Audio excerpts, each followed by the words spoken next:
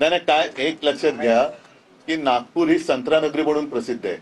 आता ती सगळी होर्डिंग नगरी झालेली आहे आणि या होर्डिंग नगरीमध्ये कोण विजयाचे शिल्पकार आहेत, कोण कर्णधार आहेत, कोण आणखीन काय आहेत, नेमकं लोकांना कळतच नाही. आपला भाऊ कोण, दादा कोण आणि कर्णधार कोण, शिल्पकार कोण, ह्या सगळ्या गोष्टीमध्ये सगळेच जण एकमेकाचा वापर करून घेत आहेत आणि आमचा वापर करून घेतलाय. जेव्हा गरज होती तेव्हा जवळ केला. आता तो त्यांचा प्रत्येकाचा अनुभव आहे.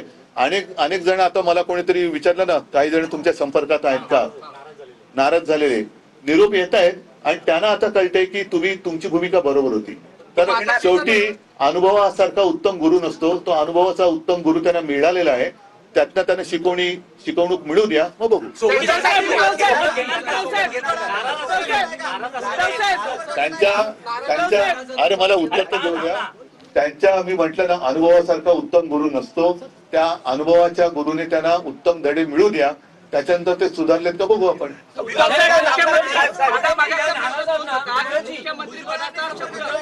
मुख्यमंत्रीपदाचा शब्द हा काही लोकांना दिला होता, पण तो जसा 2019ला तुमच्या सोबत पाळला नाही तसाच ह्या वेळेलाही पाळला गेला नसल्यामुळे काही वेगळी. बघा, मला 2019ला अनुभव हा गुरु मिळाला, आता यांना मिळतोय. पण उद्धवजी त्यांना मातोश्रीचे दरवाजे पुन्हा मोकळे केले जाणार आहेत. परत तेच सांगेन की त्यांना धडा ते काय शिकतायत त्याच्यावरती ते अवलंबून राहील. पहिले शिकू तर द्या. शिकल्यानंतर त्यांना सर्टिफिकेट मिळेल, ते मिळाले की बघू.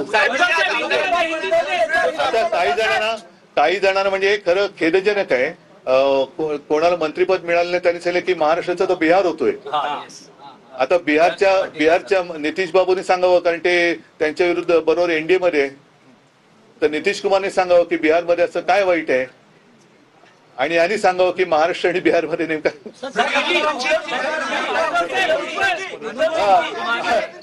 आणि त्यांचं जे बोलले त्यांचं जावई बिहारमध्येच होतं.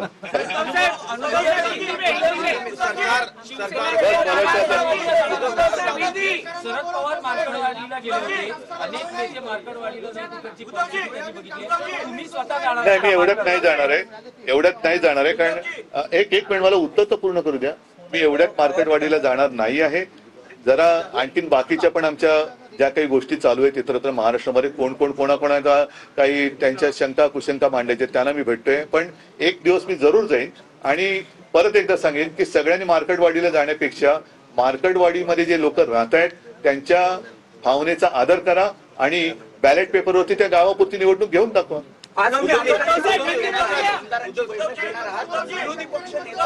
सगळं कळेल,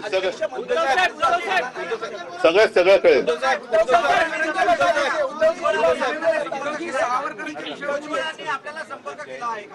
भुजबळांनी अद्याप संपर्क जरी केलेला नसला तरी भुजबळ हे अधूनमधून माझ्या संपर्कात असतात.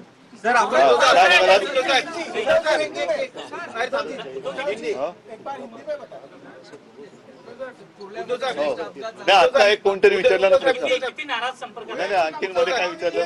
सावरकरांचा विषय आहे. कर्नाटकमध्ये विधानसभेत काँग्रेस सरकार सावरकरांची बोलतो जरा थांबा.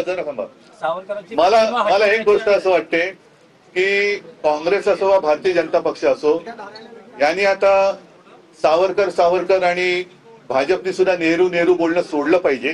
कारण आताचा हा जो काळ आहे तो काळ आपल्याकडे बघतोय की त्यावेळेला त्यांनी जे काय करायचं ते करून गेले, तुम्ही काय करतात.